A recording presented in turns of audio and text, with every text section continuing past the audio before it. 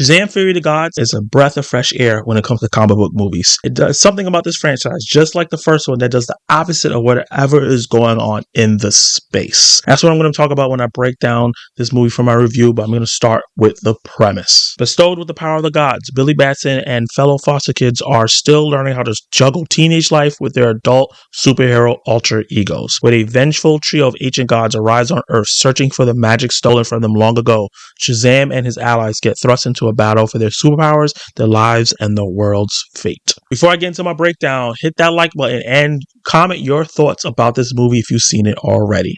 So let's start with the good. The first thing I gotta say about this movie is that unlike a lot of comic book movies these days, the heroes here want to be heroes. There was no internal struggle inside them about wanting to be heroes. The Shazam family and Shazam himself want to save these people, want to save lives. And I love when comic book heroes in these movies and in my comic books that I read won't actively do that. And we get to see that. And the movie opens up with them having a cool, heroic moment. And this is really exciting because of the chemistry between the Shazam family. Whether they're the little kids or the adult versions, the actors work really, really well together. And while they're doing their super heroic stuff, you get to see each of their personalities and also their family dynamics and what they're good at and what they're not good at, which is really great because you're seeing multiple things at the same time. You're really seeing a cool action sequence with them saving people, but also you're capturing parts of what the characters that you're going to be following along and where their character arcs are starting for the film. And I just want to give a shout out to Megan Good, who's a standout in terms of all the adult heroes here, because she really plays a really good adult Dara, because you can tell that she's just the purest form of that character without any of the trauma or restraints of being a kid and the things that they deal with being in a foster home. It's just the bubbliness from the kid, just exaggerated. And that's what all the adult versions are of these kids, is just the exaggerated purest form of them. And I think Megan Good captures that really well and does a great job of being super adorable. When Billy gave the powers to the rest of the family in the first Shazam, I was really, really worried about how they were going to execute that where like not, the movie is supposed to be about him. And I thought that it was just going to be spread too thin, too many people in there, and it was not going to make any sense. But I think the writers did a good job of making us like all the other characters, all the rest of the Shazam family, while still making Shazam and Billy Batson the center focus of the film. Jack Dylan Grazer is once again Freddy, and he is a highlight. He steals the scene of any scene that he's in all the time with his wit, his awkwardness, and the earnest way he plays his character that makes you root for him very easily. He gets a lot more screen time in this film than he did in the last one because now he's part of the superhero shenanigans, and he is hilarious. I really, really like him in this role, and I think he did a fantastic job and added to the comedy aspect of this film really well. Zachary Levi returns as Shazam, and he is a delight. His character is dealing with imposter syndrome, dealing with his place in the greater DC universe amongst the hero family that he's now a part of, and also his regular family as Billy Batson. He's really struggling like where he's supposed to be.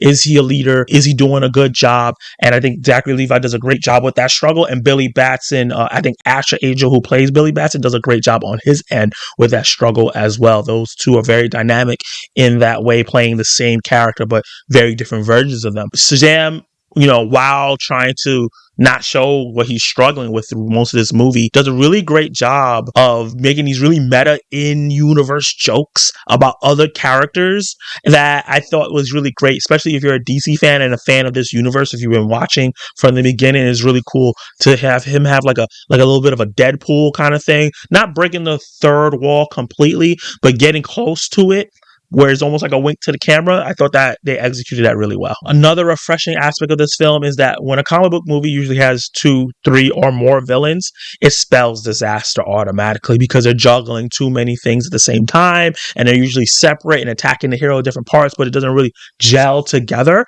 But I think they did a really great job of handling all the villains that they had in here. Helen Mirren brought a lot of gravitas to Hespera and a lot of poise, and she just felt dangerous, and the character was written in a way that you've heard before. It's not something like revolutionary or anything. She's not like a Thanos, but she just does everything that they give to her. She does it really, really well and brings a different feel to it, like a bigger feel to it. And you could tell that she's a veteran actor playing this old Greek god. And Lucy Liu also does a great job as Calypso. She's hot-headed. She's a lot more aggressive than Hespera, and she is very, very sneaky with her different kind of powers that she has from her sister. And what's really good is that they both have the same goal, but are trying to go about it the same way. And it's really interesting to see that they have their own kind of story going on versus what the Shazam family's going on. And it's kind of similar, but just different levels of what is happening. Them losing their home, them trying to find their home, and the Shazam family is dealing with something similar, but on a much, much smaller scale. So that was cool that had that dynamic, but button heads at the same time. And those two characters or two actors did a really good job with their characters, really having great chemistry with the rest of the Shazam cast. Rachel Zegler, who I've never seen her before in any movie before this, does a great job as Anthea. She is like very a conflicted character, but she's very likable, charismatic, and she's like the love interest for Freddy in this film. And she did a lot of great things in the film, action-wise, and just in the high school aspect of it as well. Because, obviously all these kids are in high school. We get a little bit of that in here and seeing their, mostly Freddy's struggles in school. And I really, really liked her chemistry with Jack Dylan Grazer. I think they both really played off each other really, really well. Another refreshing thing that's in this film is the return of wire work battles.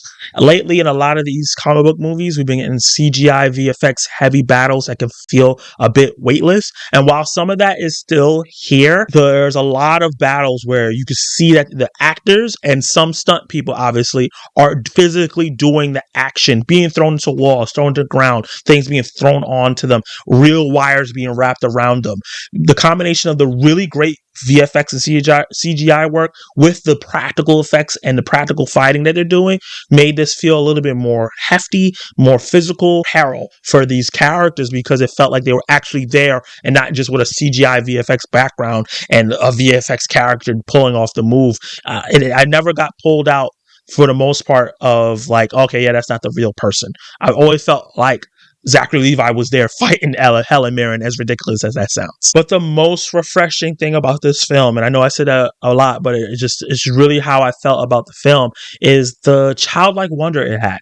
It had some like Harry Potter magical aspects to it, especially when it came to Shazam family and where they were in the Eternity of Rock, and a lot of the things that they were doing here with the books having like wings and the pencil having a personality. Like, if you like Harry Potter, you'll like the aspect there. But then they also had a lot of Greek lore, because Shazam powers are tied to the Greek mythology and gods. So we got to see some Greek monsters. If you saw the trailer, you see a dragon, but they have other things from Greek lore in there, which is really cool and really scary. And with the first Shazam film, there was a little bit of a darker horror aspect to it.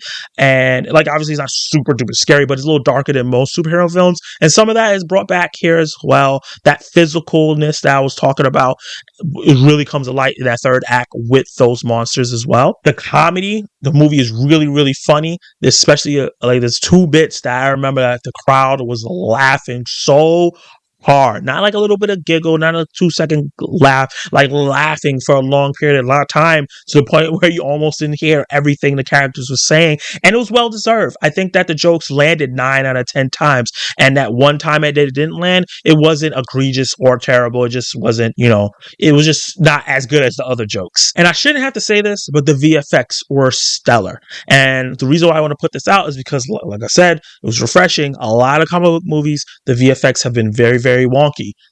MODOK and Ant-Man and the Wasp, like from this year, and Doctor Strange with the weird eye on his head, and just there's countless things of like other comic book movies having really wonky VFX, but the VFX here were done really, really well. For the most part, I felt like I obviously I know that certain things were like, that's not real, but it was never so egregious to the point where it took me out of the movie. I was always immersed in it and never wanted to point out any VFX mistakes. They really took the time to make this look good. And the last thing is that it was really good to see not only the heroes have character arcs, but the villains as well. The antagonists, and more antagonists than villains, have character arcs as well that were executed really well. Like, not perfectly, but they were executed well. They went for it, and it was really good to see. It makes you care about the journey, because you see these characters grow by the end. Now let's talk about the bad. So the story does feel a little bit unfocused, because it feels like they don't know who the main character is sometimes.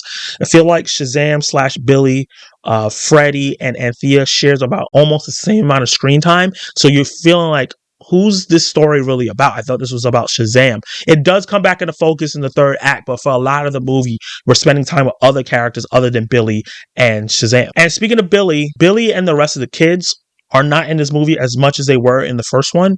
And I really miss them being kids and having fun and dealing with some of this stuff as kids as well. We do get some of that in the movie, but they spend a lot of time as the Shazam family in their adult forms. And that's great. I really enjoyed that. But I wish we got some more time with them in their regular lives and stuff like that. The stuff that we got really was fun. It shined and everything, but they do get pushed to the back just a bit. And the third act, I think, is much, much stronger than the third act in the first film. But on the other hand, I think it's going to be a lot more divisive, depending on what camp of comic book film fan you are. And I feel like this is a lot of the reason why the Rotten Tomato score for the critics are low and is rotten or whatever, which is ridiculous because this is not a bad movie.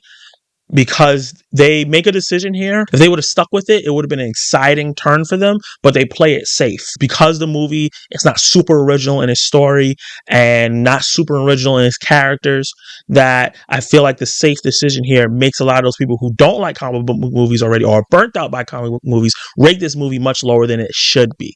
And I can see that, being a turnoff for certain people. A lot of people who especially feel like the peril in a lot of these movies don't mean anything. Let's get into my verdict. So for me personally, I love Shazam! Fury of the Gods. If you love the first one, if you like the first Shazam, you're going to love this one. It doesn't have as much as like the heart as the first one did in terms of like showing what was going on with the kids and that family, but it ups the stakes, the scope, the VFX, the comedy, and it still does have that stuff in there, but it just took a backseat just a bit because they went bigger. And I think that it complements the other film really well because the character arcs go forward and we come to a conclusion where I want to see what happens with these characters next, and I'm hoping that we do. I think this is a film for the big screen. I think it's a really fun film with some really great action and some really good in-universe jokes and just some really good jokes when it comes to family dynamics and slapstick stuff as well, with some lovable characters, and I think everyone should go check it out despite what the bad reviews say. And with that said, I'm going to give Shazam! Fury of the Gods a B. Did you like it? Did you hate it? What would you rate Shazam! Fury of the Gods? Let me know in the comments down below. And if you have not seen it yet, based on my review, am I pushing you to go see it, or are you going to pass it on by or wait for streaming? Let me know how you feel. Like the video, subscribe to the channel, and hit that notification bell so you can be notified of my reviews, reactions, ranking lists, live discussions, and more. And you can catch more of my content right now.